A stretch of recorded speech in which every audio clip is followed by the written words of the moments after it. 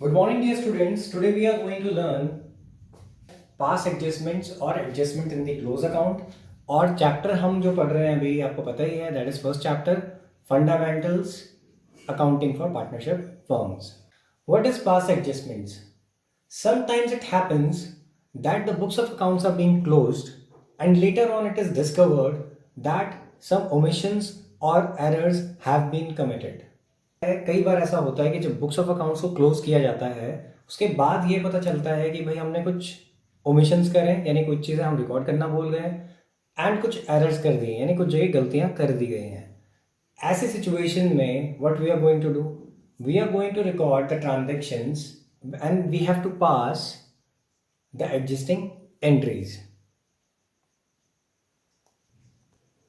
सो अगर pass adjustment होगा तो पहले तो आप ट्रांजेक्शन्स को रिकॉर्ड करेंगे, यानी कि जो रिकॉर्ड नहीं करा था उसको, या जो आपने गलत किया उसको रेक्टिफाई करेंगे एंड देन फिर एक रेक्टिफाइंग एंट्री आप पास करेंगे. ऐसा आपने क्लास 11th में भी किया था, एक पूरा का पूरा एक चैप्टर था एरर्स एंड ओमिशंस पे. लेकिन उस पॉइंट से यहाँ वाले जो आपकी पास एडजस्टमेंट है इसमें डिफरेंस है. So now there are different types of errors and omissions which can be committed, या आप कह सकते हैं कि बहुत सारे एरर्स एंड ओमिशंस हैं अलग अलग टाइप के, जिनके बेसिस पे पूरा का पूरा क्वेश्चन जो है वो फ्रेम किया जा सकता है. उसमें से एक टाइप जो है वो है कि व्हेन इंटरेस्ट ऑन कैपिटल और drawing may have been omitted, यानी इंटरेस्ट ऑन कैपिटल और ड्राइंग जो है हो सकता है कि वो ओमिट कर दिया गया हो, यानी कि वो रिकॉर्ड नहीं हुआ है. दूसरा case, when profits and losses have been distributed amongst the partner in wrong proportion. हो सकता है कि आपने गलत रेशियो में प्रॉफिट्स को डिस्ट्रीब्यूट कर दिया जबकि किसी और रेशियो में डिस्ट्रीब्यूट करना था.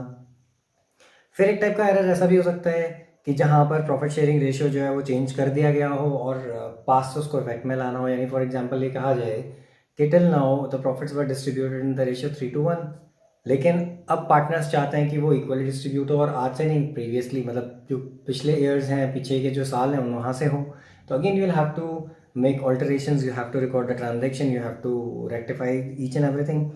तो ये डिफरेंट डिफरेंट एरर्स हैं. ऐसे एक सैलरी एंड कमीशन का हो सकता है कि जहाँ पे सैलरी एंड कमीशन मिलनी थी वो ओमिट कर दिया गया हो. So the first case is when interest on capital has been omitted, यानी इंटरेस्ट ऑन कैपिटल देना फर्म भूल गई है.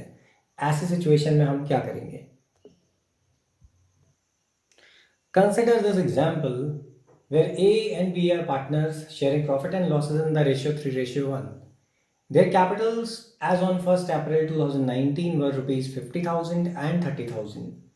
When the books of accounts were closed, it was discovered that interest at the rate 10% on capital is not credited to partners. यानी हुआ क्या actually इस question में कि ए और बी पार्टनर है, प्रॉफिट शेयरिंग रेशियो उनका 3:1 है, कैपिटल जो है उनकी 1 अप्रैल 2019 को 50,000 और 30,000 है. अब जब बुक्स ऑफ अकाउंट्स क्लोज होती हैं तो ये पता चलता है कि भाई जो इंटरेस्ट ऑन कैपिटल देना था एट द रेट 10% वो नहीं दिया पार्टनर्स को.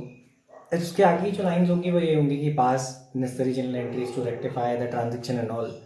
तो अब हो क्या रहा है कि हमें उसको इंटरेस्ट क्रेडिट करना है और हमें एंट्री को रेक्टिफाई भी करना है, बिकॉज इसके इम्पैक्ट जो है वो अल्टीमेटली प्रॉफिट्स पे भी पड़े होंगे. तो इसका सॉल्यूशन कैसे होगा इसको अब आप देखें. So to solve this question first of all you will have to make this table of adjustments. तो इसमें आप एक कॉलम बनाएंगे पर्टिकुलर्स का, एक कॉलम होगा पार्टनर्स का यानी ए एंड बी, एंड एक कॉलम होगा टोटल. अब इसमें अमाउंट कैसे आएंगी? सबसे पहले हम रिकॉर्ड करेंगे interest on capital to be credited, या फिर आप लिख सकते हैं interest on capital which would have been credited. उसके साथ मैंने ब्रैकेट में लिखा है क्रेडिट का साइन है, वो क्रेडिट है. अब ये क्रेडिट क्यों हुआ? क्योंकि एक्चुअली ये अमाउंट मिलनी चाहिए थी. अब इंटरेस्ट ऑन कैपिटल जब पार्टनर्स को मिलता है तो उनके अकाउंट में वो क्रेडिट होता है. अगर आपको पार्टनर्स कैपिटल अकाउंट का फॉर्मेट याद है तो आपको याद होगा कि उसके बाय साइड में आता है, यानी क्रेडिट साइड में ये चीज़ रिकॉर्ड होती है इंटरेस्ट ऑन कैपिटल. तो अब यहाँ पे साइन आ गया क्रेडिट का, अमाउंट आ गई 5,000 और 3,000. और ये 5,000 3,000 कहाँ से आई है? जो उनकी कैपिटल्स थी 50 और 30, उसका हमने 10% निकाला है, दैट इज 5,000 एंड 3,000. तो टोटल बनता है 8,000, जो हमने यहाँ टोटल की कॉलम में इसको रिकॉर्ड कर दिया. Now moving on to second step, यहाँ पे हम लिखेंगे प्रॉफिट रॉन्गली क्रेडिटेड. अब ये प्रॉफिट रॉन्गली क्रेडिटेड क्या है? ये एक्चुअली आपने इंटरेस्ट ऑन कैपिटल ओमिट कर दिया. अब इसके लिए आपको जाना पड़ेगा P and L appropriation account में. आप अपने दिमाग में पी एंड एल एप्रोप्रिएशन को लेके आइए. पी एंड एल एप्रोप्रिएशन का फॉर्मेट जब आपके दिमाग में आएगा, if you recall that, you will realise कि इंटरेस्ट ऑन कैपिटल जो था वो वहाँ पे डेबिट साइड में रिकॉर्ड होता था because it is an expense for a firm. ऐसी सिचुएशन में अब आपने इंटरेस्ट ऑन कैपिटल रिकॉर्ड नहीं किया तो आपको पता है कि प्रॉफिट का जो बैलेंस आता है आपका वो कहाँ आता है, डेबिट साइड में आ रहा होता है, यानी कि क्रेडिट साइड ज़्यादा होती है। क्रेडिट साइड के बैलेंस को जब आप डेबिट में लेके माइनस करते हैं तो प्रॉफिट मिलता है। अब ऐसी सिचुएशन में अगर आपने डेबिट साइड में अमाउंट कम नोट करी, इसका मतलब अननेसेसरीली आपका जो प्रॉफिट है वो क्या हो गया होगा, प्रॉफिट जो आपका बढ़ गया होगा क्योंकि आपने एक्सपेंस वहाँ रिकॉर्ड किया नहीं। तो अब क्या होगा कि जब आप इस प्रॉफिट को रिकॉर्ड कर रहे हैं, मतलब जो सॉरी इंटरेस्ट ऑन कैपिटल को रिकॉर्ड कर रहे हैं, सो बिकॉज ऑफ दैट आपका जो प्रॉफिट है वो डिक्रीज भी होगा।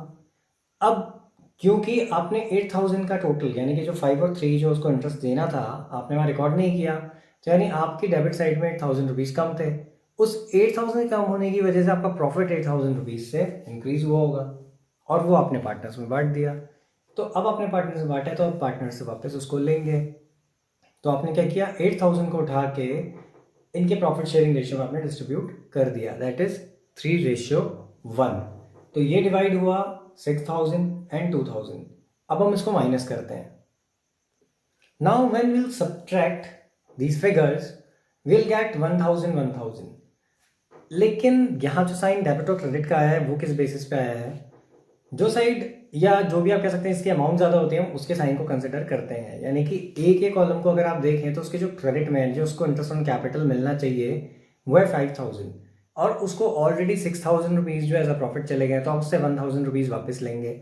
अब आप अगर देखें तो प्रॉफिट रॉन्गली क्रेडिटेड वाला जो यानी जो आपने स्टेटमेंट लिखी है, यानी मैंने लिखी है स्टेटमेंट, उसमें मैंने साइन डेबिट का यूज़ किया। मैंने आपको उसका जो लॉजिक है वो एक्सप्लेन किया कि क्यों है। तो अब वो डेबिट साइन यहाँ पर आ जाएगा बिकॉज 6,000 इज ग्रेटर देन 5,000।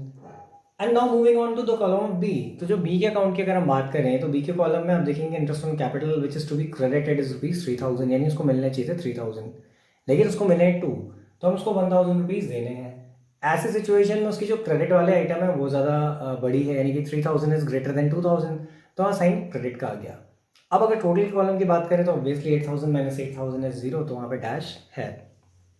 तो उसकी जनरल एंट्री होगी एज कैपिटल या फिर करेंट अकाउंट डेबिट, अगर वो फिक्स्ड कैपिटल दिया होगा या करेंट अकाउंट की एंट्रीज बोली होंगी करने के लिए, तो एज करेंट अकाउंट डेबिट होगा and B's current account credit होगा। एंड इन नॉर्मल केसेस अगर कुछ नहीं बोला है तो A's capital account debit to B's capital account.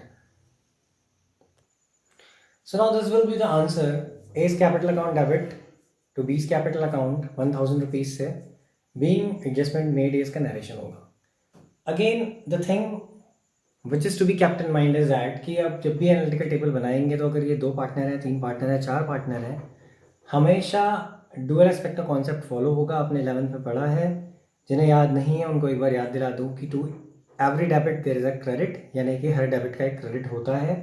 तो टोटल अमाउंट हमेशा चेक कर लीजिए आप कि जो डेबिट साइड आपकी आ रही है वो क्रेडिट के बराबर है या नहीं है। जैसे यहाँ पे तो 2 पार्टनर्स है तो 1,000 1,000 आ गया, हो सकता है कि 3 पार्टनर हो और एंट्री बन जाती है as capital account debit to B2C।